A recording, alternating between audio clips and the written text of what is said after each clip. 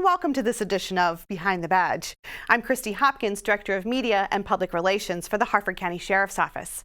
Education is a powerful tool, especially in the fight against illegal drug use and addiction, and reaching young people with the information they need to make smart decisions about drugs and drug use can be difficult. Our community outreach education trailer uses interactive technology and mobile accessibility to reach teens with messages that challenge them to make solid decisions about drug use, peer pressure, and handling life's difficulties. Let's find out more. Hi, I'm Sergeant Joe Sanchez with the Harford County Sheriff's Office, currently assigned to our community policing unit. I want to show you all our newest tool to combat against teen drug addiction, and let me introduce you to our CORE trailer. CORE stands for Community Outreach Effort. What this enables us to do is to take our mobile educational trailer and present drug messages, drug prevention messages to the youth of our community. Middle and high schoolers can engage in interactive lessons about drug awareness. So here's how it works. Back here, we have it set up like a classroom, and when a kid comes, they sit down at the desk and they get to choose from 3 videos. Out of the 3 videos, you have one is a Numbing My Pain, which is an alcohol story. These romantic parlor tricks always end in dissonance. Get in the house. You're grounded. I don't want to see your face. Move it. One is Lost My Way, which is a young girl dealing with anxiety and turns to marijuana. Marijuana affects everyone differently. But for us teens, our brains are still developing, and smoking can have negative consequences. I think I might want to talk to a therapist. I've been worrying a lot recently, and I think I might have anxiety. Asking for help wasn't always easy, but talking to a counselor really helped. And the last video is a student athlete that gets an injury and ends up being addicted to pills. I grew up believing that I could be anything that I wanted to be. Jesse, I can't take this. Isn't this stuff dangerous? Before I knew it, I needed more and more to feel good. And after that, I needed more and more just to feel normal. Now, once the film ends, it's about 11 and a half minutes. The kid that is interacting with this device is going to have a chance to answer. Is going to have a chance to choose the ending. It's going to be 3 separate endings, and it's going to be 1, what choice would you make? The whole goal of this is to prompt kids to make that right choice.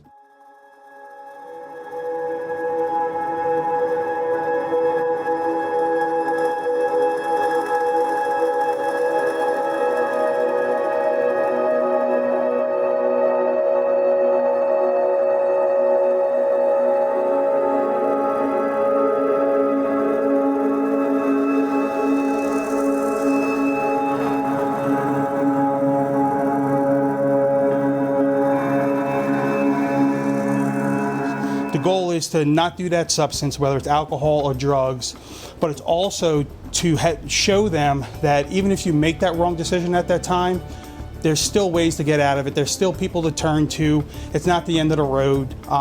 There's a lot of people out there that are willing to help. Telling my friends how I felt was hard, especially when they were having a good time. I knew if I stayed there... This is also a great teaching tool when I show it to the teachers of, hey, if you have a student that's now changing, his grades aren't as good, his circle of friends changed. Yes, that could be just a teenager navigating life and trying to learn. It could also be that maybe John has made a wrong choice, or maybe there's something going on in John's life traumatically that is changing him. And that's when you kind of step in, and that's when you talk to John and find out what's going wrong. So it's a really great teaching tool for both kids and for teachers, faculty, parents, of maybe some stuff that they just might not recognize. And what does that mean? Weed, cannabis, marijuana. Okay. The CORE trailer is our latest attempt to help educate young people on the risk and dangers of drug use. It's also our continued effort to help make our community a safer place.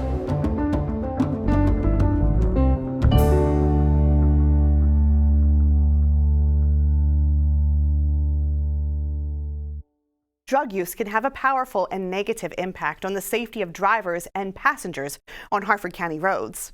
Here's a reminder of the laws we enforce in an effort to keep all drivers, passengers, and pedestrians safe on our roadways. Even though Maryland's laws have recently changed regarding cannabis, We need to remember that Maryland's laws regarding driving under the influence have not. I'm Sergeant Robert Todd of the Harford County Sheriff's Office Special Operations Division, here to explain to you what happens if you're stopped and suspected of driving under the influence. If the deputy detects signs of impairment during the traffic stop, they'll request that you submit to additional standardized field sobriety tests.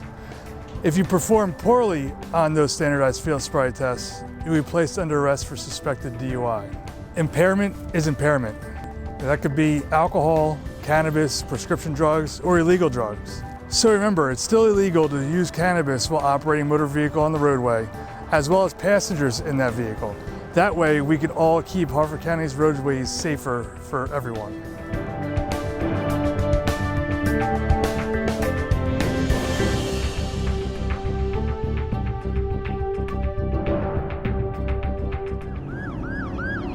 Where does courage come from? Is it from the skills you learn?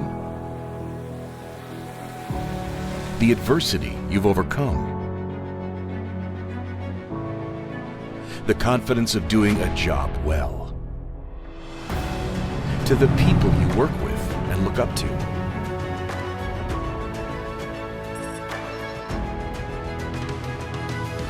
The deeds you've done for those you care about?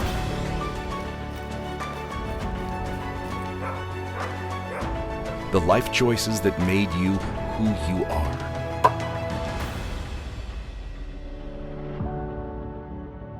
Courage comes from many places. Ready to find it for yourself? Find your courage. Join the Harford County Sheriff's Office today. Maryland residents and visitors now have the option to text 911 if they are unable to place a phone call. To send a text, enter 911 in the to line. In your message, include the location of your emergency and the type of help needed. Si el servicio de enviar mensajes de texto al 911 no está disponible o no es ofrecido en su área, usted recibirá un mensaje diciéndole que contacte al 911 por teléfono o por TTY. 911. Call if you can, text if you can. Welcome back to Behind the Badge. It seems as if every day we hear about a new scam that's targeting citizens. I'm sure you thought check washing was a thing of the past, but in fact, this is a crime that is still very prevalent and aims to separate you from your money. Before you put another check in the mail, take a look at this important message from Sergeant Underhill. Hello, I'm Sergeant Brandon Underhill with the Harford County Sheriff's Office Criminal Investigations Division. One of the crimes where we've seen a recent dramatic increase in Harford County and in the region is a method of theft called check washing. In this process, a criminal steals checks from victims, often right from their own home mailbox, and then uses a chemical process to remove the ink from the check. This allows the criminal to then fill the check out with fraudulent information and steal money directly from the victim's bank account. We're going to do an experiment today to show just how easily the ink can be washed off of a check. I have here two pieces of paper, one which is signed with a gel type ink and the other is signed with regular ballpoint type ink. So we're going to place them in this glass dish here and we're going to use a chemical compound and we'll see what happens.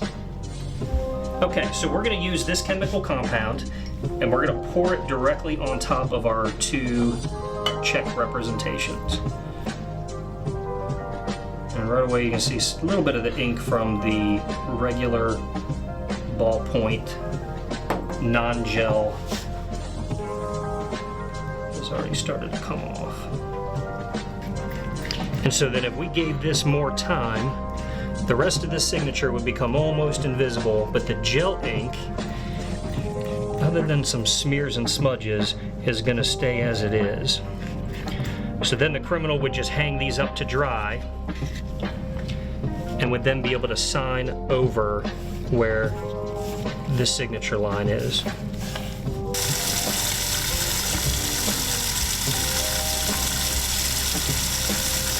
So as you can see, the ballpoint ink is almost completely gone. There's still a few pen marks in there, but the gel ink has, outside of a few smudges, has remained completely intact, which would prevent this check from being able to be washed and funds stolen. Because different companies use various types of ink, even in their gel pens, we certainly can't guarantee that every gel pen will provide this level of protection. Many manufacturers actually produce security pens with ink that is formulated to not wash off. You can find these at various stores or even online. Even if you no longer send payments by check or through the mail, please inform your friends and family members of some of these tips to help them protect their money. Thank you very much for watching. You can find information about identity theft scams on our website. And as an important reminder, remember the Harford County Sheriff's Office does not solicit money over the phone or in person. If you feel you've been a victim of such a scam, call us and report the incident.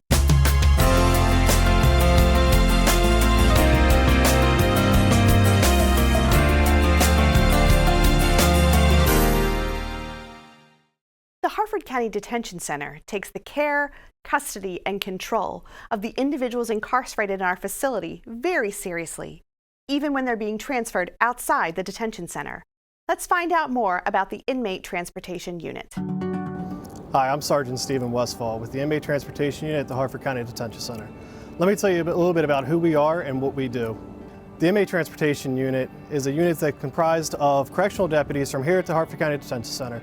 They're responsible for the care, custody, and control and safe transportation of all inmates to their local court proceedings, out-of-county court proceedings, mental health facilities, medical facilities, along with transporting them to the Department of Corrections if they receive state time. The Inmate Transportation Unit here at the Detention Center has conducted over 4,000 transports.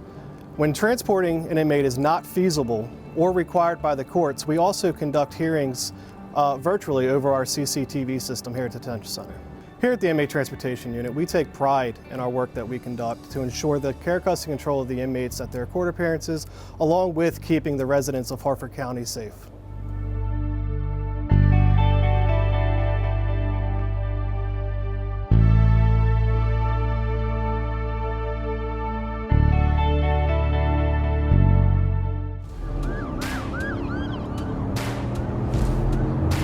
The perception of law enforcement has changed over the years. However, this is still a really good career, and you get to work with a great group of guys. I mean, you become more like a family. It's an awesome career. There's so many different avenues, no matter what you like to do, and all of them work together to help out all of the Harford County residents. If someone wants to do it 100%. It's going to only prepare you to be a better officer. You can go on call for service knowing that you're highly trained instead of just trained to that situation.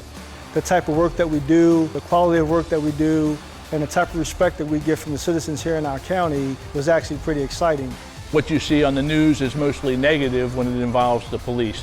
And that is not the story of policing. That is not the story of the Harford County Sheriff's Office. What happens every single day is lives are saved and people's lives are changed through the actions of our employees. This is Sheriff Jeff Gaylor inviting you to learn more about the men and women of the Harford County Sheriff's Office.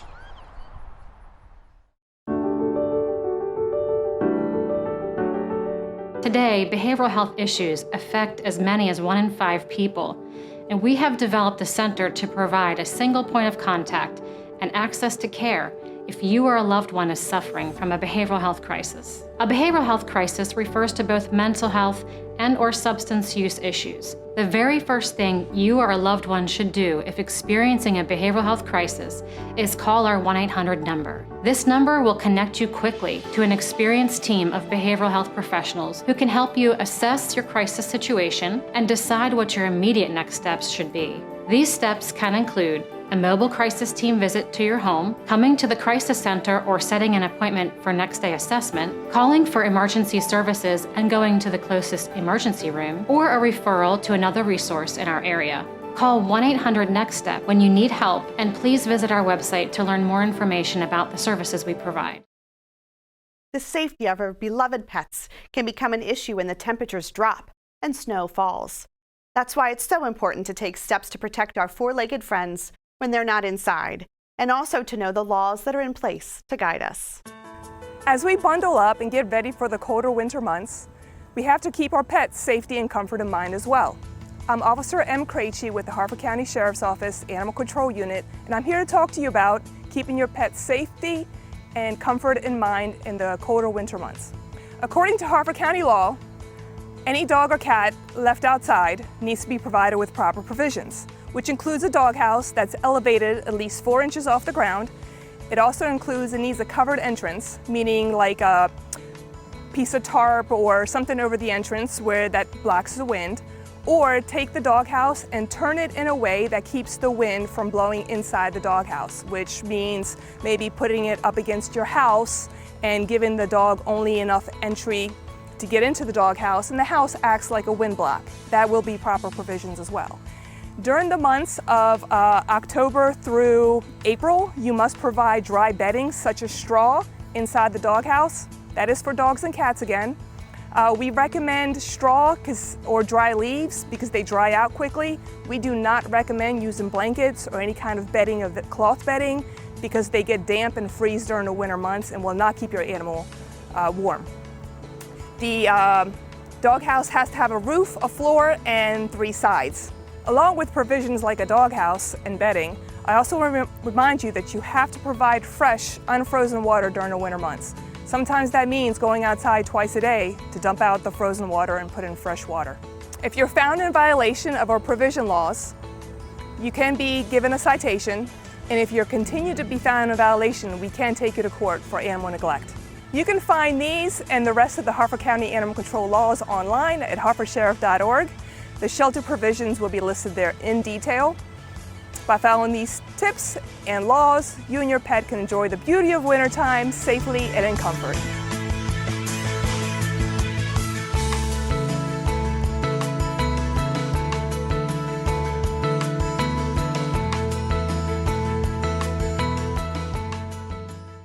At the Harford County Sheriff's Office, we never stop investigating, even when time seems to leave the trail cold.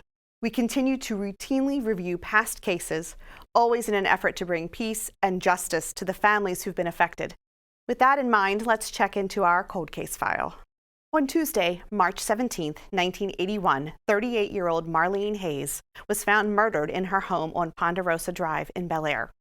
Burglary or robbery is believed to be the possible motive, and it may have been committed by multiple suspects. Detectives continue to investigate this crime. However, there are currently no suspects. If you have any information, call us or submit an anonymous tip. Our deputies go beyond the badge in their personal and professional lives. Congratulations are in order for 2 of our deputies who were recently recognized at the International Association of Chiefs of Police Conference in San Diego. Deputy First Class Nicholas Marks was one of the 4 finalists for Police Officer of the Year. And Captain Scott Walter received the 40 Under 40 award, given to those under the age of 40 who demonstrate exceptional leadership in their roles. Of course, we know we have the best, but it's always nice to get this kind of recognition on an international stage. Well, that's all for today's show. We have lots more to share with you about who we are, what we do, and how we keep you and your family safe here in Harford County. Make sure to follow us on Facebook, Twitter, YouTube, and Instagram for more information about our agency between episodes, or take a look at our previous shows through our virtual academy. Until next time for Behind the Badge, I'm Christy Hopkins.